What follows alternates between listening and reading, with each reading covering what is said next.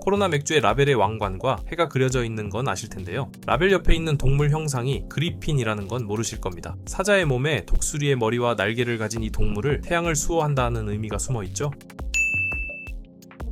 멕시코의 한 해변, 찬란하게 빛나는 바다와 강렬하게 내리쬐는 태양 아래에 젊은 남녀들이 모여 무언가를 손에 들고 시간을 보내고 있습니다. 바로 맥주입니다. 그것도 시원한 코로나 맥주 말이죠. 멕시코에서 1925년 탄생한 이 라거 맥주는 이제 남국의 정열을 상징하는 맥주로 사람들에게 많은 사랑을 받고 있습니다. 세계 최대의 맥주 회사 중 하나인 아노이저부시 인베브의 제품으로 우리나라에서도 쉽게 찾아볼 수 있는 이 맥주, 과연 어떤 스토리가 숨어 있을까요? 코로나 맥주는 1925년 멕시코의 최대 주류 회사인 그루포 모델로에서 처음 만들어냈습니다.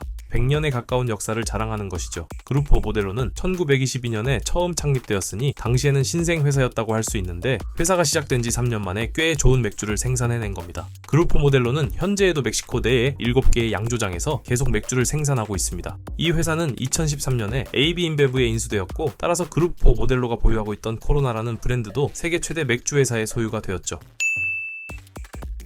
우리는 흔히 이 맥주를 코로나라고 부릅니다. 그런데 사실 이 맥주의 정식 명칭은 코로나 엑스트라입니다. 라벨을 잘 보면 그렇게 써져 있는 걸 확인할 수 있죠. 코로나라고 해도 사람들이 알아듣는데 문제는 없지만 코로나 엑스트라라는 걸 알아두면 엑스트라가 따라오지 않을까요? 이 이름이 적힌 라벨에도 비밀이 숨어 있는데요. 라벨의 파란색은 바다를, 노란색은 해를 상징한다고 합니다. 이름 이야기가 나왔으니 말이지만 사실 스페인에서는 한동안 코로나라는 이름을 사용할 수 없었습니다. 이미 와인 이름으로 특허가 등록되어 있었기 때문이죠. 그래서 스페인에서는 코로니타라는 이름으로 맥주가 판매되었습니다. 지금은 코로나라는 이름을 달고 판매하고 있다고 하네요.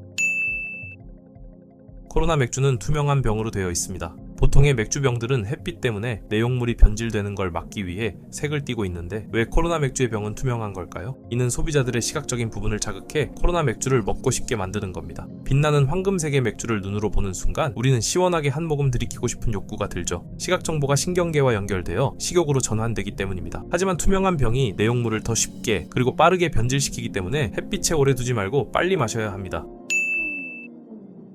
코로나 맥주 하면 빼놓을 수 없는 것은 무엇일까요? 바로 병 입구에 끼워지는 라임입니다. 우리나라에서는 레몬인 경우가 훨씬 더 많지만 원래 다른 나라에서는 바나 술집에서 코로나를 주문하면 라임을 같이 줍니다. 도대체 왜 주는 걸까요? 누군가는 바텐더들이 멋을 내기 위해 끼워놨다고 하고 뉴욕타임즈에서는 병 입구를 소독하기 위해서 그랬다고 합니다. 혹은 그냥 맥주의 맛을 더 좋게 하기 위해서 그랬다고 주장하는 사람도 있죠. 어찌됐던 라임과 코로나는 꽤 괜찮은 조합인 것 같습니다. 코로나 맥주는 멕시코를 제외하고 어느 지역에서 가장 잘 팔릴까요? 답은 미국입니다. 코로나 맥주는 미국에 1979년부터 수입되기 시작한 이래로 엄청난 사랑을 받아왔습니다. 미국 내 수입 맥주 중에서는 판매량으로 1등이고 전체 맥주에서도 5손가락 안에 들죠.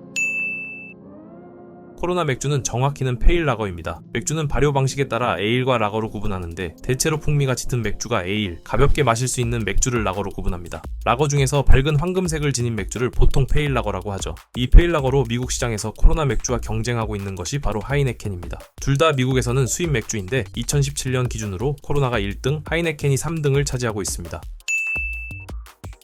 2020년 코로나 맥주가 루머 때문에 미국에서 곤욕을 치렀습니다. 바이러스의 이름과 똑같다는 이유로 매출이 감소하고 있다는 것이었죠. 미국에서 한 PR 회사가 진행한 설문조사에서 사람들이 코로나 맥주를 소비하지 않겠다고 해서 문제가 일파만파 커진 겁니다. 하지만 설문조사의 내용을 자세히 들여다본 결과 바이러스와는 전혀 상관없고 회사의 매출은 건재했던 것으로 드러났죠. 코로나 맥주가 이런 루머에 휩싸였던 것은 이번이 처음이 아닙니다. 과거 80년대에는 이 맥주에 오줌이 들어가 있다는 루머가 있어 한동안 매출이 급감했던 적이 있었죠. 범인이 누구였냐고요? 정확히 밝혀지지 않았지만 코로나와 경쟁 관계인 하이네켄을 유통하는 업자 측에서 이런 루머를 퍼뜨린 것으로 알려졌습니다. 이 정도면 루머를 끌어당기는 자석이 아닐까요?